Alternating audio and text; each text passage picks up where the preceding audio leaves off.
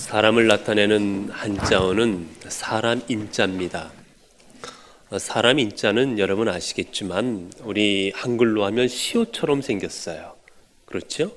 획이 이렇게 하나가 있고 이렇게 있어서 시옷처럼 생긴 글자가 바로 사람 인자입니다. 우리가 이 글자를 가리켜서 이야기들을 합니다. 사람 인자는 그 의미하는 바가 혼자서는 설 수 없는 존재가 사람이라는 거지요. 이 두 개가 의지하고 있어야만이, 하나가 하나에게 도움이 되어야만이 이 설 수가 있는 게 사람 인자입니다. 사람은 누군가를 도움을 받아야만이 온전히 설 수 있다라는 거지요. 혼자서는 살아갈 수 없는 존재, 내 힘 갖고는 살아갈 수 없는 존재가 바로 사람이라는 겁니다. 그래서 우리는 늘 누군가의 도움을 받으며 살아가게 되어 있어요. 어려서는 부모의 도움을 받습니다. 그렇죠? 내가 먹을 수도 없고 내 손으로 씻을 수도 없고 아무것도 없을 때 부모가 아이를 위해서 다 도와주지요. 점점 자라면 이제 부모의 도움도 받기도 하고 친구의 도움을 받기도 하고 선생님의 도움을 받기도 하면서 그렇게 성장해 나갑니다. 그리고 더 크게 되면 또 여러 많은 동료라든지 가족이라든지 많은 사람들의 도움 속에서 살아가는 게 우리 사람이에요. 근데 문제는 사람의 도움은 한계가 있다라는 겁니다. 아무리 가족이라 할지라도요, 아무리 나랑 친하다 할지라도 사람은 한계가 있는 거예요. 부모가 늘 내 곁에 있을 수가 없는 겁니다. 언젠가는 나보다 먼저 하나님 품으로 돌아갈 존재이기도 하기도 하고, 아무리 친구가 좋고 아무리 남편이 좋고 아무리 아내가 좋아도 24시간 내 곁에서 함께 할 수는 없는 거예요. 제가 이번에 우리 수술하시는 권사님 서울에 신방을 갔다 왔습니다. 가서 보니 수술실에 들어가시고 해야 되는 과정에 가족들이 얼마나 안타까워하시고 기도하시는지요. 여러분, 아무리 가족이 안타까워한다 하더라도 수술실에 대신 들어가 줄 수가 있습니까? 수술하는 걸 도와줄 수가 있어요? 아닌 거예요. 우리의 한계는 거기까지입니다. 손을 잡아주기도 하고 따뜻한 말을 해주기도 하고 위로해 줄 수는 있을지라도 우리는 한계가 있는 거예요. 우리가 뭐든지 다 해줄 수가 없는 겁니다. 그러면 우리는 누구의 도움으로 받고 살아가야 되는 존재입니까? 우리는 어디에 도움을 구해야 되는 것, 어디로 또 도움을 구해야만 합니까?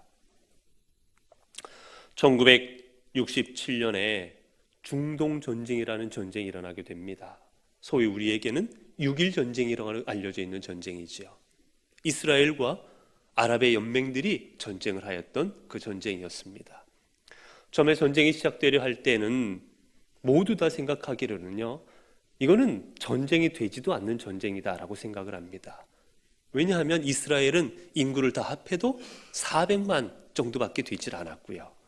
아랍 연맹은 1억이 넘는 엄청난 인구를 가지고 있었고, 무기로 보나 아니면 군대로 보나 무엇으로 보나 이스라엘이 질 수밖에 없는 전쟁이었습니다. 다들 이스라엘이 큰일 났구나, 이 전쟁을 통해서 큰 어려움을 당하고 쫓겨나겠구나라는 생각들을 하고 있을 때, 이때 이 이스라엘의 군대를 이끌던 모세 다이안이라는 장군이 있습니다. 이 장군이 나와서 사람들 앞에 이야기를 합니다. 우리는 이 전쟁에서 승리할 겁니다. 우리는 이 전쟁에서 기필코 이길 겁니다. 왜냐하면 우리에게는 신무기가 있습니다. 이 말을 듣고 사람들이 깜짝 놀라요. 이스라엘이 몰래 핵무기 같은 거를 개발해 놓았나 보다. 아니면 저 미국으로부터 핵무기보다, 핵폭탄보다 더 강력한 어떤 무기를 몰래 수입했나 보다. 그 무기로 전쟁을 하나 보다라고 사람들이 생각을 합니다. 그때 다이안 장군이 사람들 앞에 이야기합니다. 우리의 가장 강력한 신무기는 바로 시편 121편입니다. 이게 우리의 가장 이스라엘의 강력한 무기입니다. 내가 산을 향하여 눈을 들리라. 나의 도움이 어디서 올까? 나의 도움이 천지를 지으신 여호와에게서로다. 여호와 하나님이, 그분의 도우심이 우리의 신무기입니다. 우리는 이 무기로 이길 겁니다. 결국 전쟁은 6일 만에 끝이 났어요. 그리고 이스라엘의 승리가 이루어집니다. 도리어 쫓겨난 게 아니라 영토를 몇 배로 넓혀버렸어요. 예루살렘과 수많은 영토를 다 차지해버렸습니다. 모든 사람들의 예상을 뒤엎고 그들이 승리할 수 있었던 요인은 바로 그들의 도움이 하나님이 되어주셨기 때문이었습니다. 사랑하는 성도 여러분, 올 한 해 이 땅을 살아야 될 우리의 신무기는 다른 게 아니라 바로 하나님 되십니다.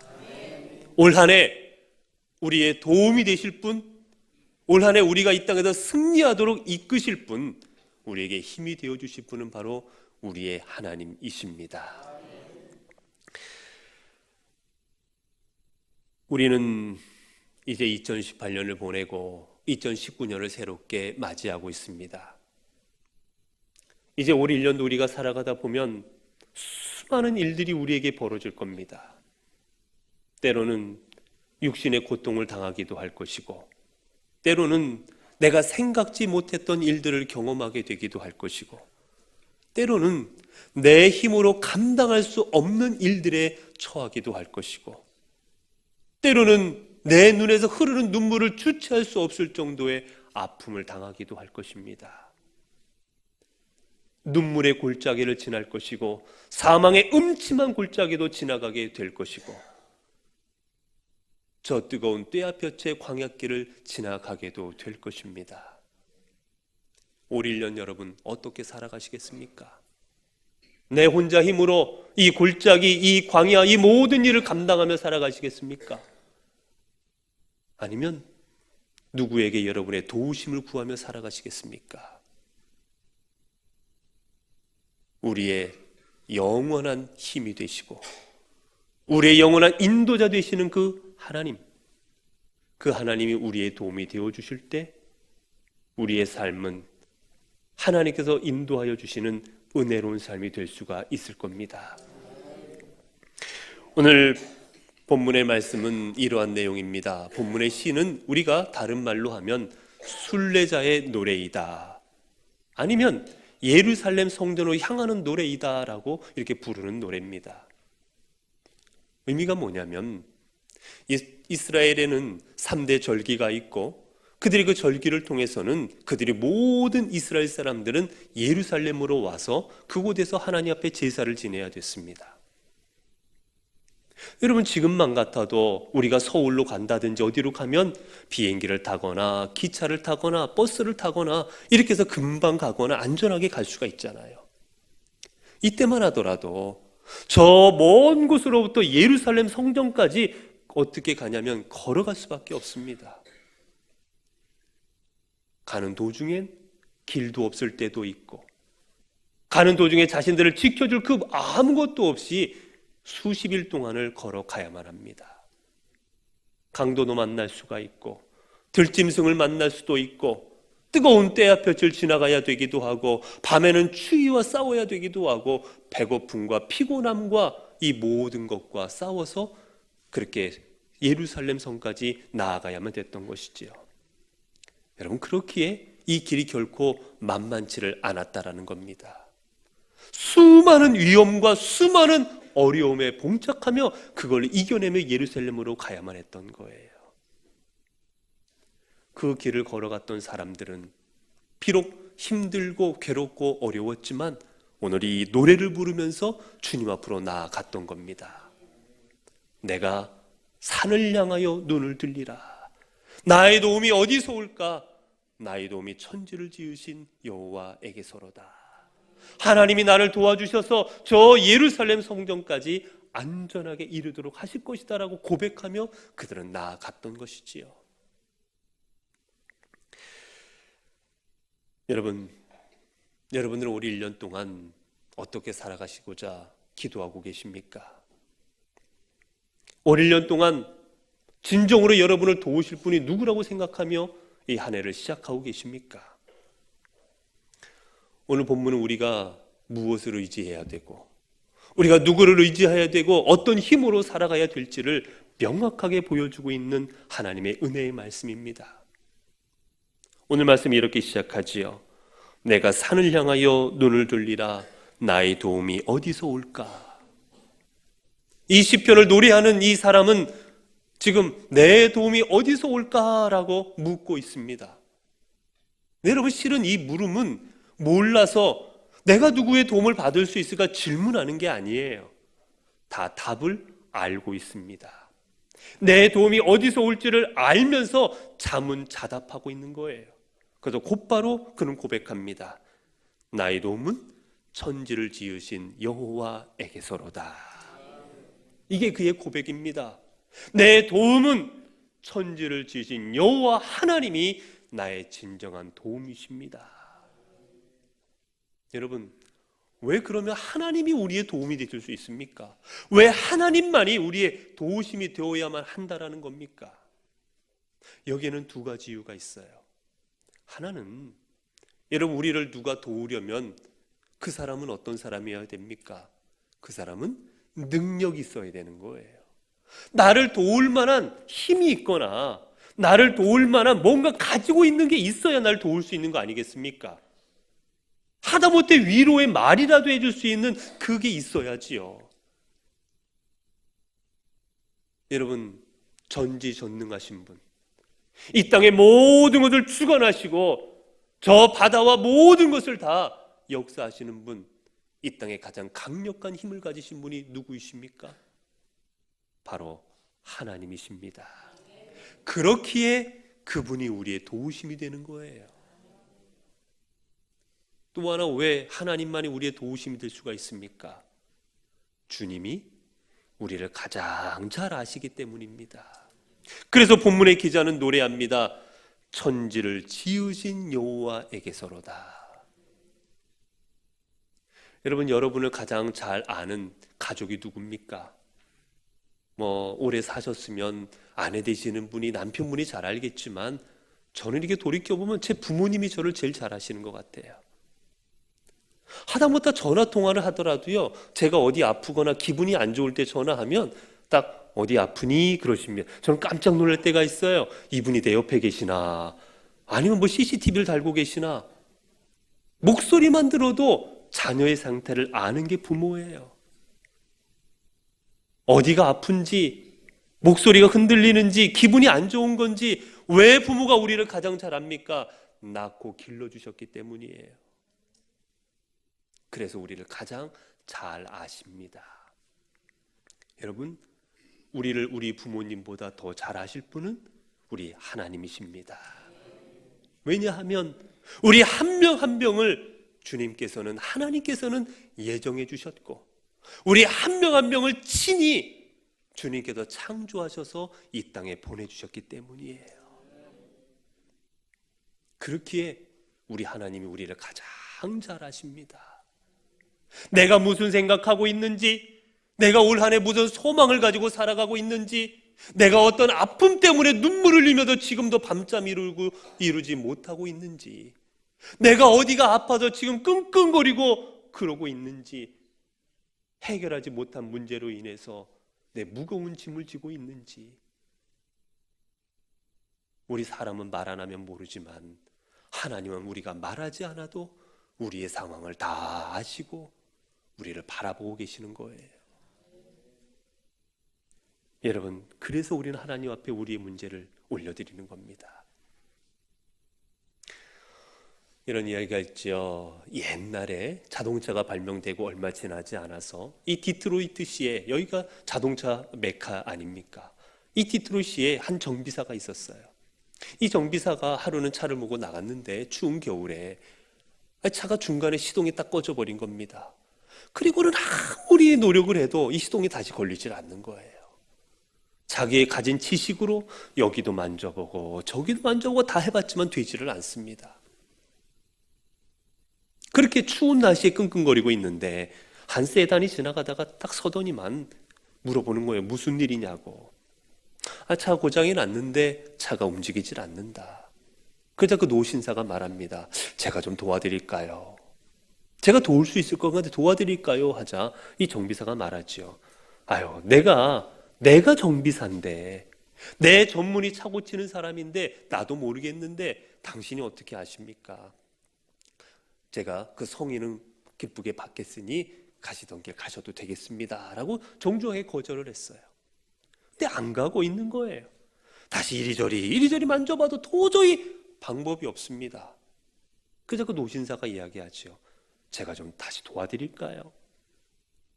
뭐 믿져야 본전이니 그러라고, 그렇게 하시라고 맡겨드렸습니다. 노신사가 여기저기 몇 군데를 만지고 말합니다. 시동 걸어보라고. 시동을 거니 시동이 걸립니다. 아니, 내가 고쳐도 못 고쳤는데 당신이 어떻게 이걸 고칩니까? 라고 이야기할 때 그 노신사가 이야기해 줬다고 그러지요. 내가 이 자동차를 만든 포드입니다. 여러분, 아무리 날고기는 정비사라도 그 자동차를 설계했고 그 자동차를 만든 사람보다 그 자동차를 더 잘할 수 있는 사람이 어디 있겠어요? 오늘 우리가 우리 자신을 아무리 안다 하고 내가 내 가족을 아무리 안다 할지라도 우리의 일거수일투족과 우리의 핏줄 하나 머리카락 하나까지도 헤아리시고 우리를 창조하신 우리 하나님보다 우리를 더 잘 알 수 있는 사람은 아무도 없는 것입니다. 그렇기에 그분께서 우리의 상황을 아시고 우리의 도움이 되어 주실 수가 있는 거예요. 여러분, 이제 주님께서는 우리를 어떻게 도와주십니까? 우리가 이 121편을 읽게 되면 121편에서 가장 많이 반복되고 있는 말이 있습니다. 그런 말은 바로 무엇이냐면 지키시리라 라는 말이에요. 여호와는 너를 지키시는 이시라. 오늘 이 본문의 원문을 보게 되면 지키다라는 말이 무려 6번이나 반복되고 있습니다. 하나님은 너를 지키시느니라. 하나님은 너를 지키실 것이라. 하나님께서 너를 지켜 보호하실 것이다. 이 말을 계속해서 반복하고 있습니다. 여러분, 하나님은 우리를 지키시는 분이십니다. 하나님은 어떻게 우리를 지키십니까? 이 지키다라는 말은 우리를 보호하다는 말과 함께 무슨 말이 들어가 있냐면 주목하여 보다라는 뜻이 있어요. 여러분, 내가 여기 맛있는 게 있는데 이걸 누가 먹으면 안 됩니다. 자, 이걸 지키려고 합니다. 어떻게 지켜야 되겠습니까? 누가 먹나 안 먹나 뚫어지라고 쳐다보고 있어야 되지요. 혹이라도 내가 안 볼 때 누가 가져가거나 먹을 수가 있습니까? 뚫어지라 쳐다봐야 되는 거예요. 지키다라는 말은 그겁니다. 계속해서 쳐다보는 거예요. 눈길을 딴 데 돌리지 않는 겁니다. 부모가 자녀를 보호하고 지킨다라는 게 뭐예요? 눈을 딴 데 돌리지 않는 거예요. 내 자녀가 혹시 발을 잘못 디딜까? 내 자녀가 혹시 잘못된 거를 먹을까? 혹 내 자녀가 춥지 않나? 자녀를 향하여 눈길을 돌리지 않고 온통 관심을 자녀에게 가지고 쳐다보는 것, 그게 부모가 지켜주는 겁니다. 우리 하나님은 우리를 그렇게 지키십니다. 눈을 딴 데 돌리지 아니하시고 내가 추운지, 내가 더운지, 내가 눈물 흘리고 있는지, 내가 기뻐하고 있는지, 무슨 문제로 괴로워하고 있는지, 내가 어느 길로 가고 있는지, 내가 누구와 함께 손을 붙잡고 있는지 하나님은 우리를 주목하여 우리를 바라보고 계신다라는 거예요.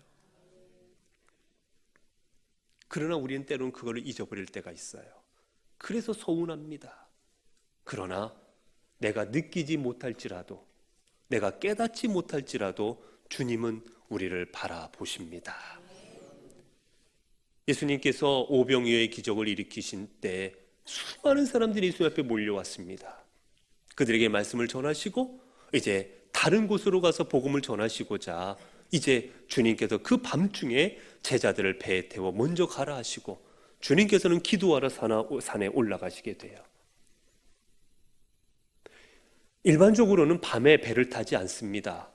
그 갈릴리 바다는 헬몬산에서 내려오는 이 차가운 물이 내려오기 때문에 밤에는 풍랑이 자주 일어나요. 그래서 사실은 밤에 잘 움직이지 않는데 주님은 가라 하신 거지요. 이들이 아니나 다를까 밤에 가는 도중에 큰 풍랑을 만납니다. 배가 물에 잠길 정도로 큰 풍랑이에요. 그들이 어쩔 바를 몰라서 노를 저어 나아가지 못하고 있을 때 그때 주님은 뭐하고 계셨습니까? 주님은 기도하고 계셨어요. 그때 본문은 그러나 이렇게 기록합니다.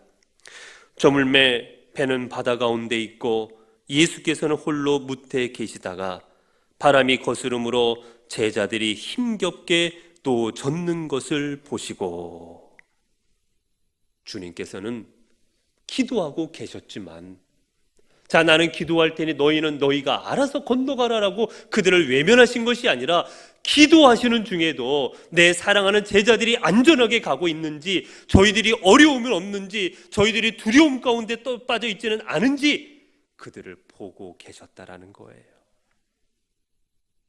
여러분, 우리 주님은 이런 분이십니다. 우리에게 눈을 떼지 아니하시고 우리를 바라보시고 우리를 보호하시고 지켜주십니다. 오늘 본문을 통해서 주님께서는 우리를 어떻게 지키신다 몇 가지로 이야기를 하고 있습니다. 오늘 본문을 보게 3절에 보면 여호와께서 너로 실족하지 않게 하시며, 실족하다라는 말은 발을 잘못 디디다라는 말이에요. 내가 디디면 안 될 곳을 디뎌버리면 어떻게 됩니까? 발에 상처를 입는 거예요. 발에 상처를 입으면 이때는 큰일 납니다. 지금처럼 차를 타고 가는 것이 아니기 때문에 걸어 다니는 게 태반인데 발에 상처 입으면 걸을 수가 없잖아요. 그리고 이 말에는 또한 발을 잘못 디딜 뿐만이 아니라 그릇된 길로 가다라는 뜻도 있어요. 내가 가야 될 길이 이곳인데 그 길을 깨닫지 못하고 이 길이 갔나 해서 이 길로 가버리면 어떻게 됩니까? 낭떠러지로 가든지 아니면 강이 있는 곳으로 가든지 위험스러운 곳으로 갈 수밖에 없게 되는 거예요. 하나님은 당신의 사랑하는 백성들이 잘못된 곳을 디뎌서 상처 입지 아니할 수 있도록, 혹 잘못된 길로 걸어가서 주님을 떠나지 아니하도록, 믿음을 저버리지 아니하도록 우리를 지켜주시는 분, 그분이 하나님 되십니다. 그리고 또 우리 주님은 어떻게 지키십니까? 우리가 4절을 보면 졸지도 주무시지도 아니하시도다. 그분은 졸지도 주무시지도 아니하시리로다. 여러분, 사람은 몇 가지 꼭 해야 되는 게 있지요. 그렇죠? 먹어야 되고, 먹은 걸 내보내기도 해야 되고, 우리는 기본적인 삶을, 생을 위해서 해야 될 게 있는데 그 중에 하나가 뭡니까? 잠이에요, 잠. 사람은 쉼이 있어야지 쉼이 없으면 생활을 할 수가 없습니다. 그래서 실은 사람을 고문할 때 가장 혹독한 고문 중에 하나가 잠을 안 재우는 거예요. 저는 사실 안 당해봤지만 며칠만 안 재우면요, 안 했던 죄도 다 분대요. 제발 재워달라고. 그 정도로 사람은 잠을 잠아야 되는 존재입니다. 그렇게 해서 잠을 안 자면 어떻게 돼요? 조는 거예요. 꾸벅꾸벅 좁니다. 지금 졸면 안 되는 아무리 중요한 순간이라도 졸게 되는 거예요. 운전하다 졸면 어떻게 됩니까? 사고 나잖아요. 그래도 조는 거예요. 피곤하면 어쩔 수가 없는 거예요. 그러면 세상에 천하장사도 들 수 없는 게 뭐랍니까? 자기 눈꺼풀이래잖아요. 이 내려오는 눈꺼풀을 천하장사도 들 수가 없답니다. 그만큼 인간은 쉬어야만 되는 존재예요. 그러나 우리 하나님은 인간이 아니십니다. 쉬지 아니하십니다. 졸지도 아니하시고 주무시지도 아니하시고 쉬지도 아니하시고 그분이 하는 일은 오직 하나, 우리를 돌보십니다. 당신의 사랑하는 백성들을 지키십니다. 그 하나님, 우리 하나님이신 거예요. 이 하나님을 인생을 통해서 경험했던 야곱은 어떻게 나중에 하나님을 고백합니까? 내 조부 아브라함과 아버지 이삭이 섬기던 하나님, 나의 출생으로부터 지금까지 나를 기르신 하나님, 나를 모든 환난에서 건지신 여호와 하나님, 나를 이 모든 환난에서 나를 건지사 이곳까지 오시게 한 분은 오직 하나님이셨습니다. 야곱도 그렇게 고백하고 있습니다. 여러분, 또한 하나님은 어떠한 하나님이십니까? 하나님은 우리를 영원토록 지키시는 하나님이십니다. 낮의 해와 밤의 달이 너를 상치 아니할 수 있도록, 낮이든 밤이든 언제 어느 때가 되든 네가 어느 장소에 있든지 간에 하나님은 우리의 출입을, 우리의 일상의 삶을 지금부터 영원토록 지켜주십니다. 내가 지금은 어리니까 내가 지켜주고, 내가 컸으니까 이제 네 마음대로 살아가고, 내가 스스로 지켜나가고, 그런 것이 아니에요. 하나님은 당신을 믿고 의지하는 주의 사랑하는 백성들은 지금부터 영원토록 하나님께서는 우리를 보호하여 주십니다. 사랑하는 성도 여러분, 우리가 살아가는 삶은 광야 같은 삶입니다. 때로는 골짜기 같은 곳을 지나가기도 합니다. 때로는 뜨거운 떼아볕 속에 노출되기도 합니다. 때로는 한밤의 추위를 경험하기도 합니다. 때로는 배고프기도 하고 피곤하기도 하고 들짐승이 나를 해하려 덤비기도 합니다. 내가 이 길을 끝까지 갈 수 있을까 두려움과 불안에 휩싸이기도 합니다. 그러나 우리의 인생길이 이럴지라도 우리가 이 길을 갈 수 있는 이유는 바로 우리를 지키시고 보호하신 하나님이 우리와 함께 하시기 때문입니다. 그 하나님은 졸지도 아니하시고 주무시지도 아니하시고 영원토록 우리의 우편에서 우리와 함께 하시 우리를 당신의 능력과 힘으로 보호하여 주실 것이기에 우리가 이 길을 담대하게 걸어갈 수가 있는 거예요. 올 한해 어떻게 살아가시겠습니까? 내 힘, 내 능력 가지고 살아가시려고 하다가 사망의 음침한 골짜기에서 헤어나지 못하는 삶 살아가시렵니까? 사람으로부터 도움을 받고자 사람에게 도움의 손을 내밀었다가 배반당해서 상처 가지고 울부짖으며 올 한해 살아가시겠습니까? 감당할 수 없는 문제 앞에서 무릎 꿇고 두려움 가운데 하루를 살아가시겠습니까? 올 한해 여러분의 삶을 하나님 앞에 올려드리십시오. 그분께서 여러분의 도움이 되어주셔서 여러분의 길을 하나님의 은혜의 길로, 하나님의 복된 길로 인도하여 주실 것입니다.